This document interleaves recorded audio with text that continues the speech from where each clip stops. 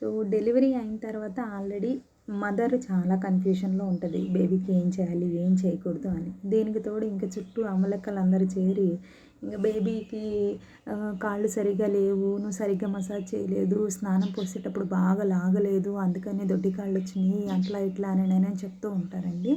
దీనిలో ఎంత మాత్రం వాస్తవం అయితే లేదు. మనం చేసే మసాజ్ని బట్టి బేబీ యొక్క కాళ్ళ షేప్ అనేది రాదు. సో ఇది అడ్జస్ట్ అవ్వడానికి కొంత టైం అనేది పడుతుంది, కాళ్ళు దాని పొజిషన్కి అది రావడానికి. ఎందుకంటే మదర్ వూమ్లో ఉన్నప్పుడు బేబీ ఇలా ముడుచుకొని పడుకొని ఉండటం వల్ల కొన్ని రోజులు అలా కనిపిస్తూ ఉంటాయి.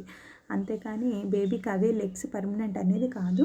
బేబీ డెవలప్మెంట్ అవుతున్న కొద్దీ తన యొక్క కాళ్ళ యొక్క రూపం అనేది చేంజ్ అవుతూ ఉంటుందన్నమాట.